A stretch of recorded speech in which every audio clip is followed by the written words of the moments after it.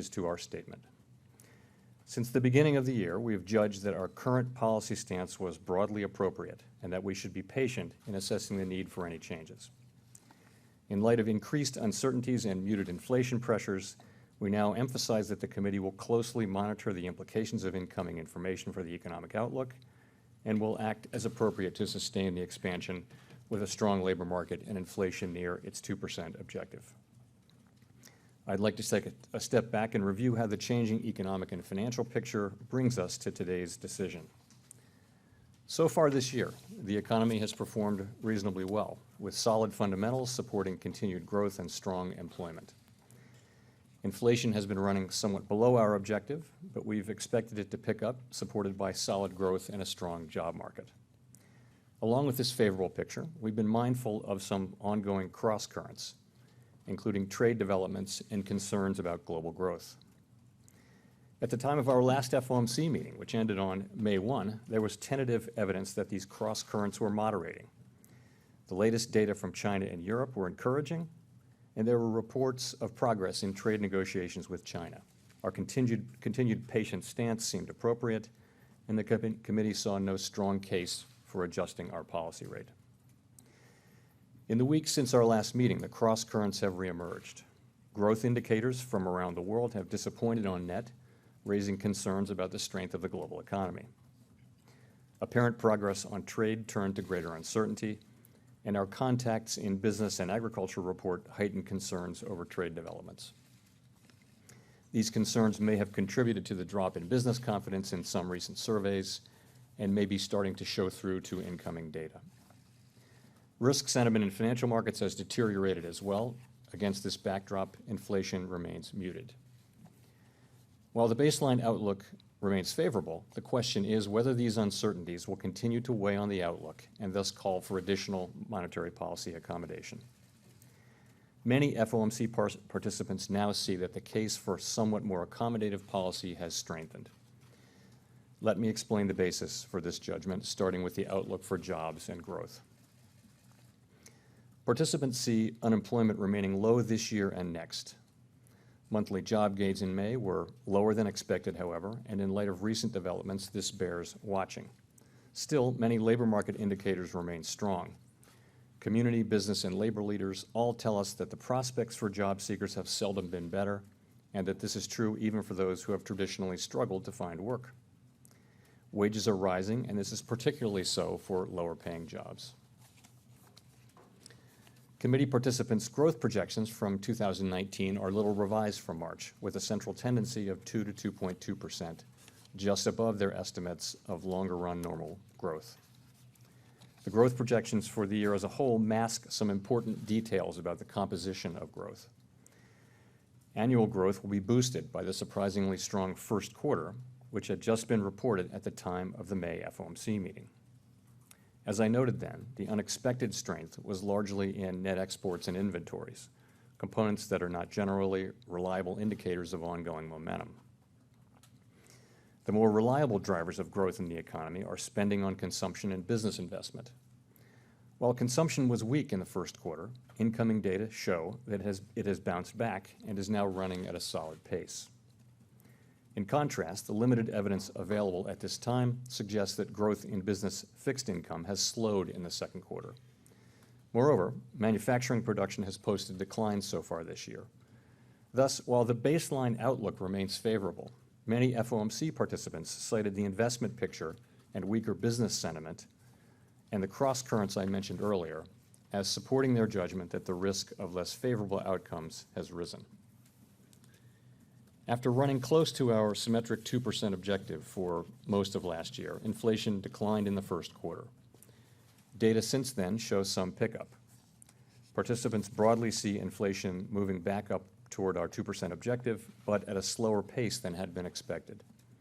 The central tendency for 2019 core inflation, which omits volatile food and energy components, is between 1.7 and 1.8%.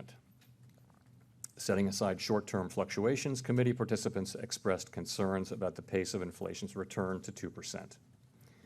Wages are rising, as noted above, but not at a pace that would provide much upward impetus to inflation. Moreover, weaker global growth may continue to hold inflation down around the world.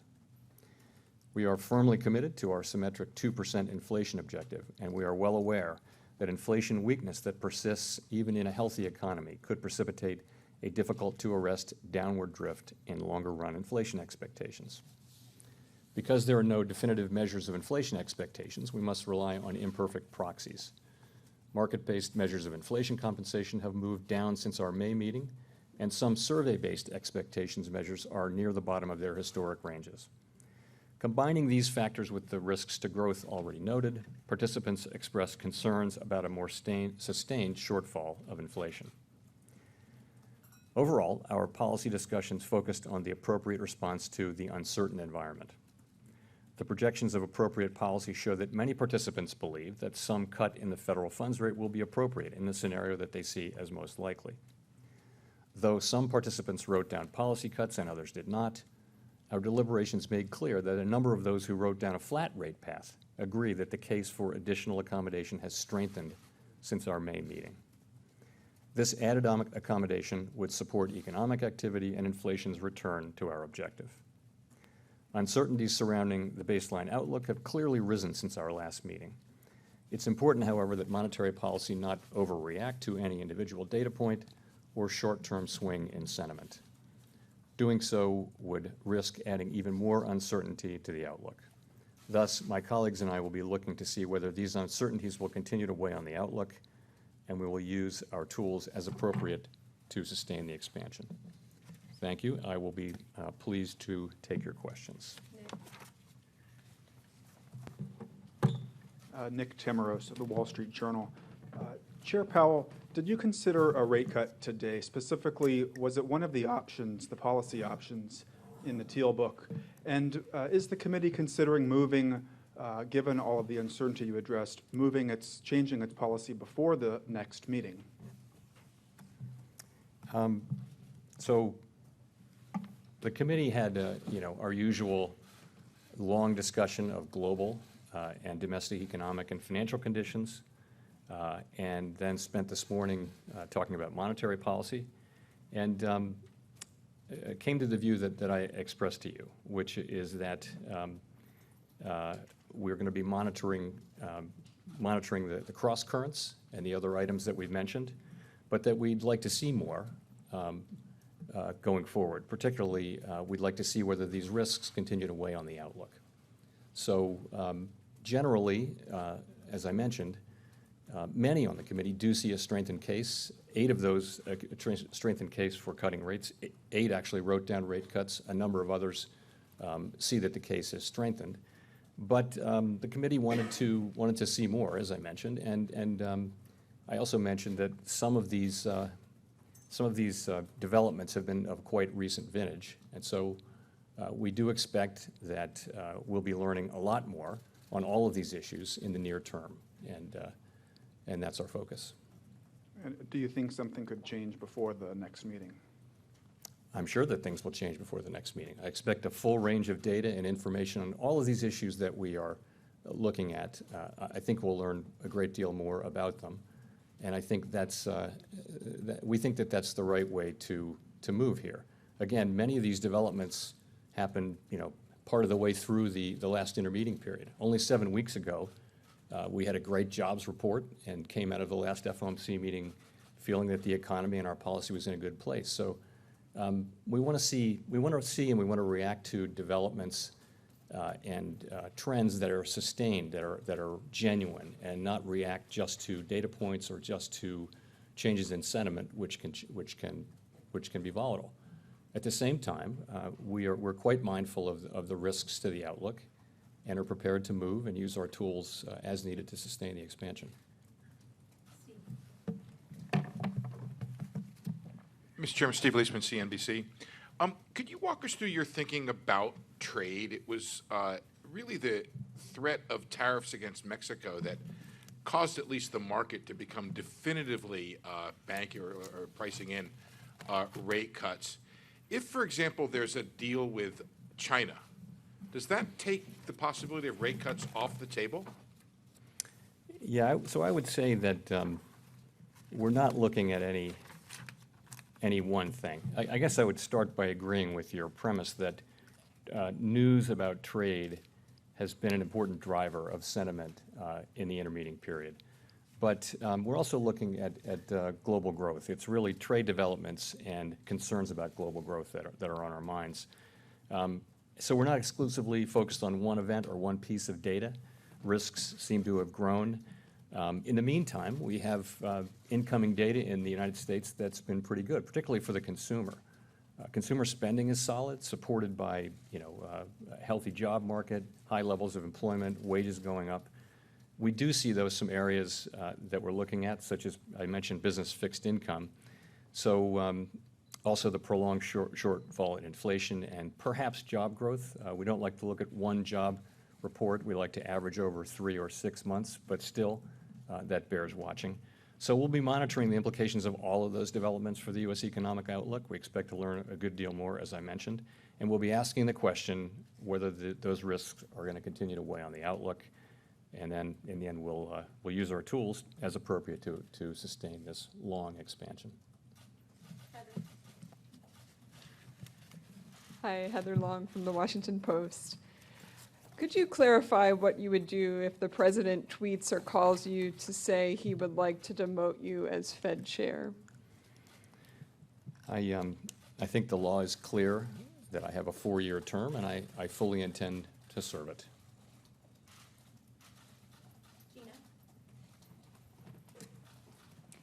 Hi, Chair Powell. I was hoping that, this is Gina Smilik from the New York Times. I was hoping that you could clarify for us a little bit how you're thinking about the risks of waiting too long to cut rates versus the risks of cutting rates prematurely, sort of what the balance of risks are and how you talk about that. Right. So we're always trying to balance that risk, but I would say that given the quite recent nature of some of the events, I think the committee felt, though, that the right thing to do was to wait and see more. And we will see a lot more on all of these issues in the very near term. So I don't think the risk of waiting too long is prominent right now. I would say, as a general matter, it's always something that we have to weigh. But I think we believe that that the right thing here is to watch carefully in the near term and see how these risks unfold and see whether they continue to weigh on the outlook.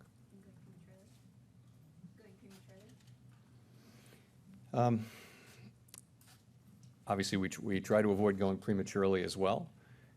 In this case, there's always some judgment in these things, but I would just say that the risks that we see having emerged are risks that have gotten our attention and that have called a number of us to write down rate cuts and a number of those who haven't to see that the case has strengthened.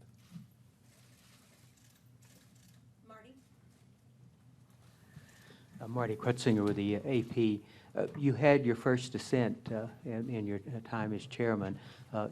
Does that give us a sense that there was debate among a group that was pushing for a rate cut this time? And how do you expect further dissents going forward?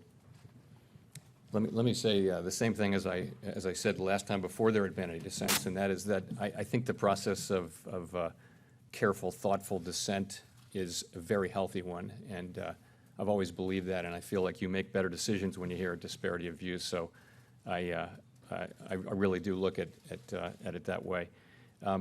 I would add, though, that the support for the path we took, for the policy statement that we adopted was quite broad.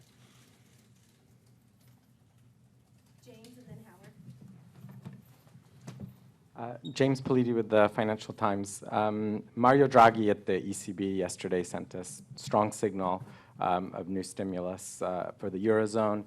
Do you think that such actions to ease policy at other central banks around the world will put more pressure on the Fed to do the same? Well, first, I think all central banks are focused on their domestic, their mandates are domestic, and they're focused on economic conditions from a domestic standpoint. And that it goes for the European Central Bank, it goes for the Fed, it goes for all central banks. So that's our principal focus. So it could cut either way. I would think that to the extent you see stronger financial conditions and stronger activity, in the ECB after a rate cut, that would tend to support activity. So we're really focused on the risks on the baseline outlook, which is still a pretty favorable one, and the risks to those outlooks. That's our principal focus. Howard and then Chris. Thanks. This is the first time that you've been really issuing SEPs in an era when rates are going to be going down. Two sort of related questions. Is there concern that you'll be causing a sort of dot deflation by telling people, well, don't buy your car now because it'll get cheaper in 6 months because we're cutting rates, and that could sort of fulfill itself? And secondly, on inflation, that was a pretty big drop in expected PCE, yet, without reacting to it, are you not sort of undermining your own credibility in terms of commitment to the 2% target?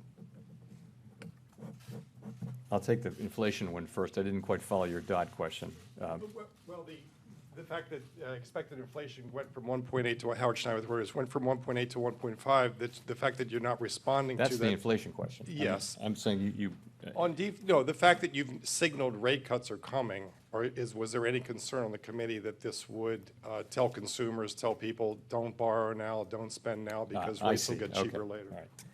All right.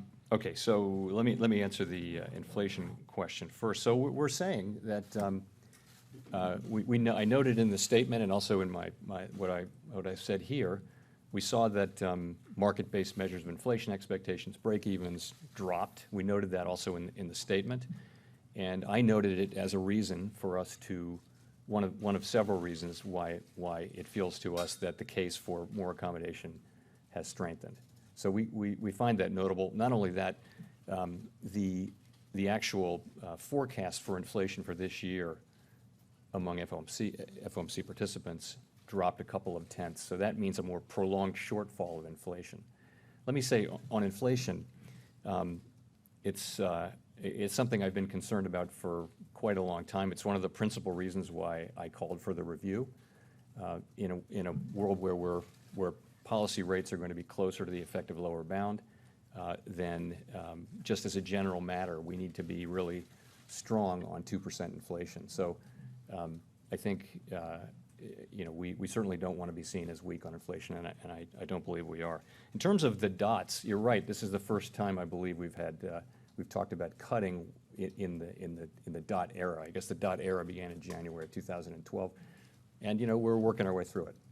And I think it's just something we do. You know that my view on the dots is that they overall provide useful information for people, but that we need to do our absolute best to explain what they are and what they are not.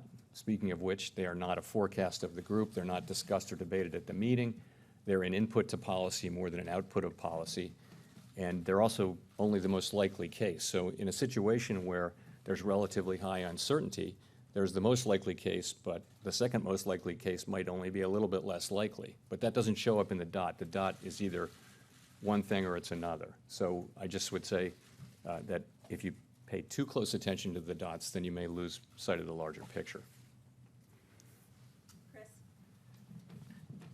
Thank you. Chris Condon, Bloomberg News. Mr. Chairman, if and when the committee decides to cut rates, I suspect there'll be a debate over whether to move by 25 or 50 basis points. Indeed, there's a pretty substantial body of academic literature arguing that a central bank close to the zero lower bound ought to act sooner and more aggressively than it otherwise would. I'm wondering what you think of that prescription, and if you could spend a couple of minutes discussing the pros and cons of a 50 basis point cut and how you approach that question. On the specific question of that's just something we haven't really engaged with yet, and it will depend very heavily on incoming data and the evolving risk picture as we move forward. So nothing I can say about that is specific to the near-term question that we face. More generally, though, the research you referred to essentially notes that in a world where you are closer to the effective lower bound, it's why research kind of shows this. It's wise to react, for example, to prevent a weakening from turning into a prolonged weakening. In other words, sort of an ounce of prevention is worth a pound of cure. So I think that is a valid way to think about policy in this era. I don't know, and it's always I think it's in the minds of policymakers during this era, because it's well understood to be correct. Again, I don't know what that means in terms of the size of a particular rate cut going forward. That's going to depend heavily upon, the actual data and the evolving risk picture. Hey,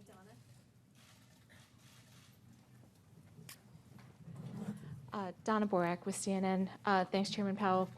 Democratic presidential candidate Elizabeth Warren has provided a proposal to revalue the U.S. dollar in order to address concerns about rising trade deficits. The president himself has routinely complained about the strength of the U.S. dollar, saying it has resulted in, quote, tremendous, close quote, competitive advantage with countries like China and others. Do you think that an overvalued dollar has been a drag on America's global competitiveness, and would you support an intervention of some kind on this issue? The U.S. Treasury has responsibility for exchange rate policy, not the Fed, and we don't comment in that sense on the level of the dollar. We have the responsibility for maximum employment and stable prices, and we use our tools to achieve that.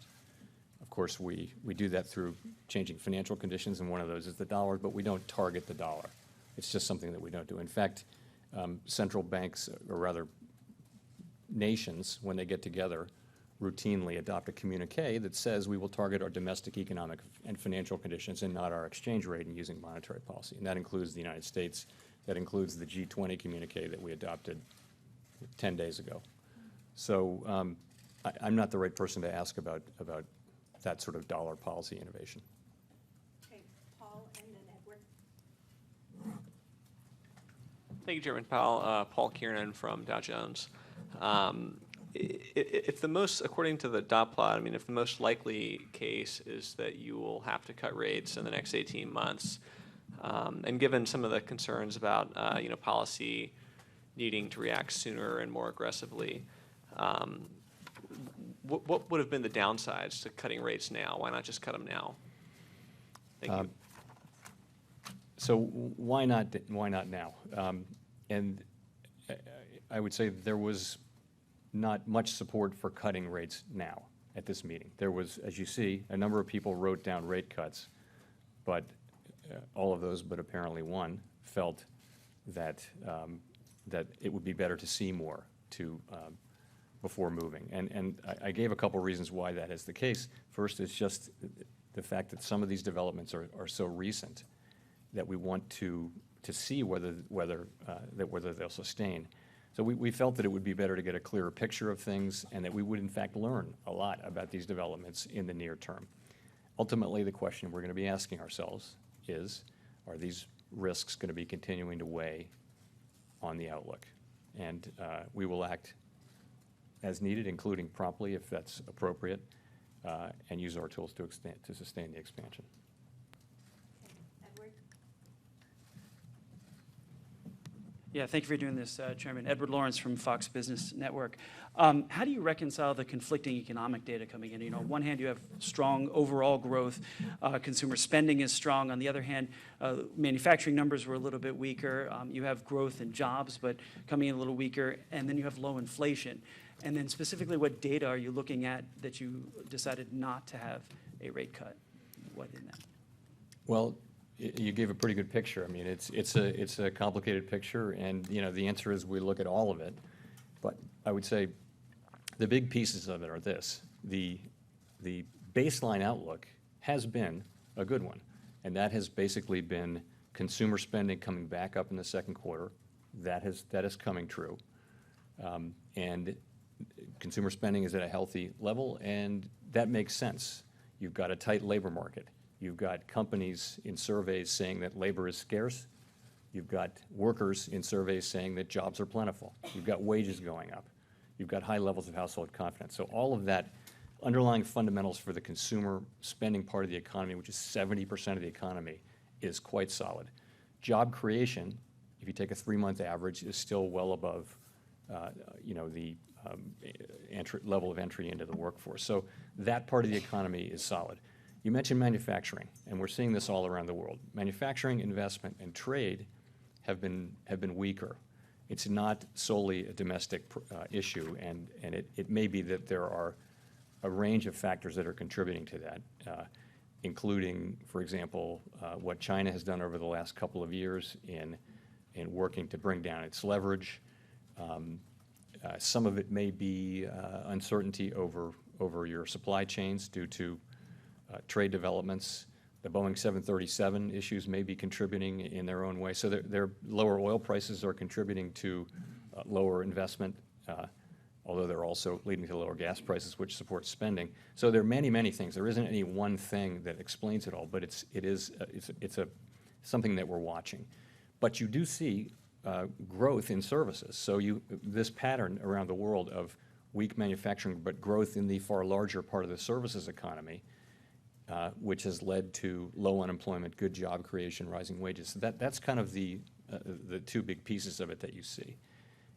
Then you see the cross currents. If you lay the cross currents on top of that, concerns about global growth and trade developments, you have the full picture. And I think what we took away from that picture is that we'd like to see more, that we do see these risks, and what we want to do is we want to watch and see whether they continue to weigh upon the outlook. Okay, Mike, and then Victoria.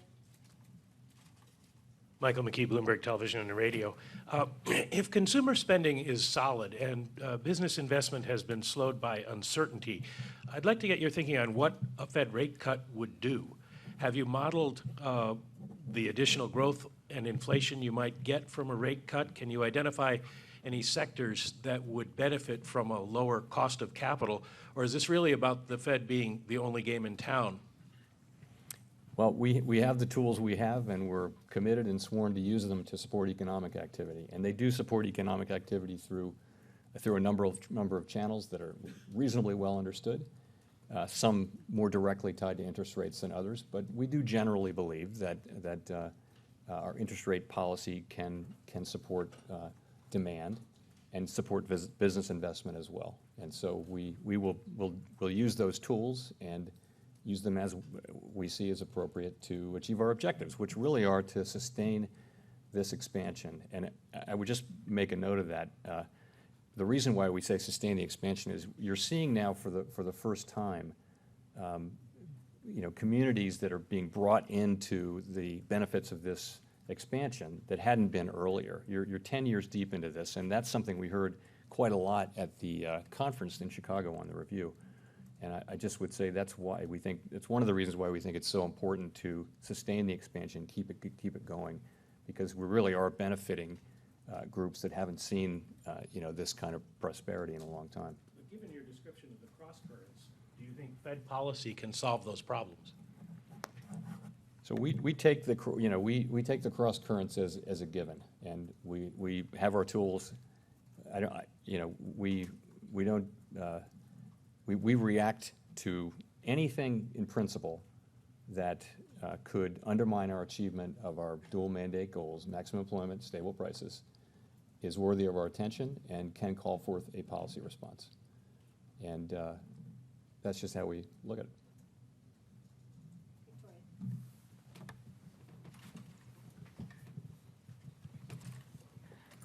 Hi, Victoria Guida with Politico. You've said that the Fed doesn't take short-term political considerations into account, and you've defended the Fed's independence.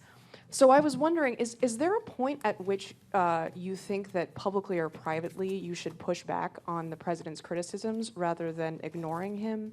And also, do you think that you and the president have the same goals when it comes to monetary policy?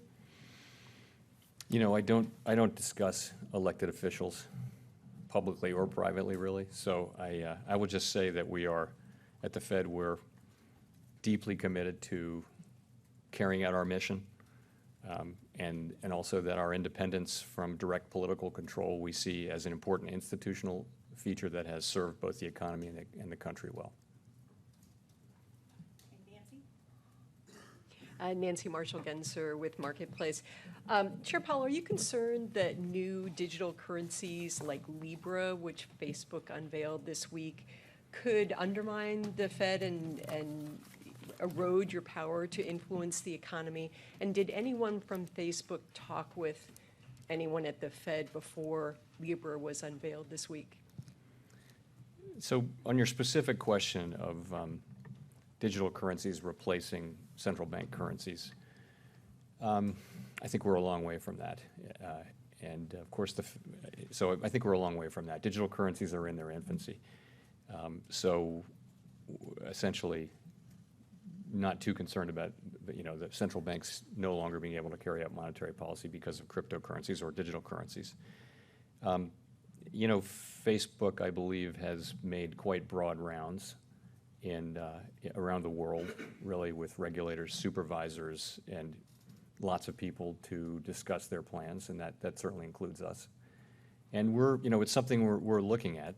We meet with a broad range of private sector firms all the time on financial technology, and there's just a tremendous amount of innovation going on out there. There are potential benefits here. There are also potential risks, particularly of a currency that could potentially have large application.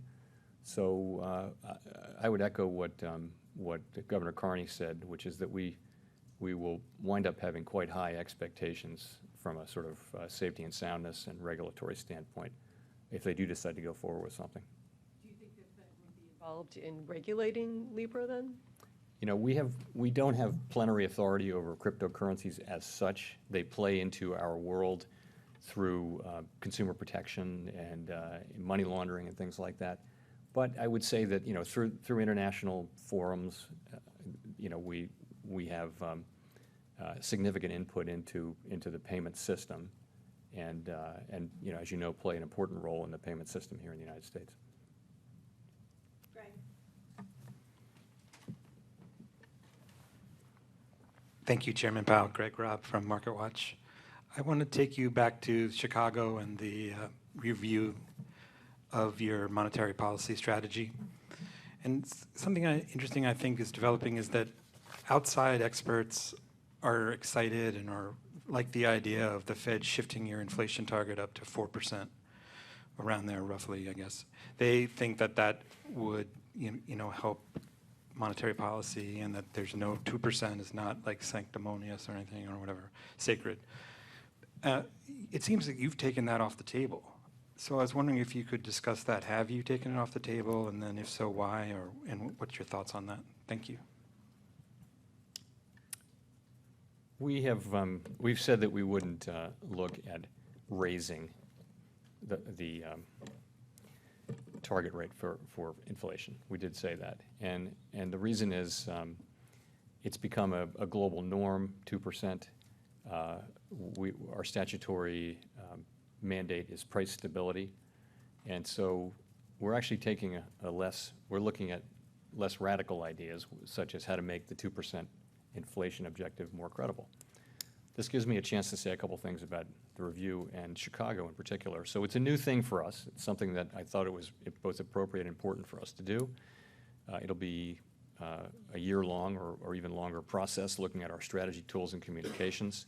And it's meant to be a way to open ourselves up, to let the sunshine in, and have dialogue and criticism with the constituencies that we serve. We've had a series of Fed listens around the country at every reserve bank, and we had an academic conference earlier this month with 7 papers written and criticized and leading global experts. But I'll just say again that the heart of the conference was the 2 panels with practitioners in low and moderate income, who live in low and moderate income communities, and are part of those communities. And I think people were quite struck by their intervention, which was really uniformly around how important maximum employment is and what it means in their communities. The idea being they haven't had, a bull market in these communities. They haven't had just a booming economy. What they have is low unemployment, lots of social problems, and just now you have, companies who want to hire and are bringing people into the labor, providing opportunities for people to come into the labor force to an extent not seen in quite a long time. And that is, I think, for someone who does this work, that was very focusing and motivating too. So I think everybody thought, that was really quite worth doing. I mean, there was some thought at the beginning that we should, some people recommended that we just talk to, econ PhDs about this, but no, that's not what we chose to do, and we're glad this is the choice we made. But even those two panels that you just referenced, the people that spoke, when they were asked about 2% inflation or higher inflation, they kind of shrugged their shoulders. So is 4% inflation radical and to who? I don't think it's a practical alternative, and I'll tell you why. I think you see disinflationary pressures around the world. You see central banks having a hard time getting inflation up to close to their objective. We've done better than other large central banks that are not, open economies like the UK, where you have big currency moves that move inflation around. So, but it's quite challenging to get inflation. It's been, even with very high levels of resource utilization, inflation has been lingering and not getting back up to target in a sustained, symmetric kind of a way. So saying that you're going to go for 4%, I wonder how credible that would be. John and then Brian. John Heltman with American Banker. I have a question about the Fed's, or I guess the bank regulators' leveraged lending guidance from 2013. As you know, the GAO had a letter saying that they thought it was a rule, and it sort of went away. But yet leveraged lending is a source of concern. You yourself have said that credit underwriting quality seems to be deteriorating somewhat lately, and that the Fed has tools to supervise banks and to prevent leverage lending from becoming too much of an issue. I want to know what is the 2013 guidance still representative of the sort of Fed's thinking about leverage lending, and does the Fed have any intention to either issue like a leverage lending rule or a new guidance that is less problematic, or is the plan to just kind of carry on with supervision as you are? So the 2013 guidance is not binding, and that's what came out of the GAO review.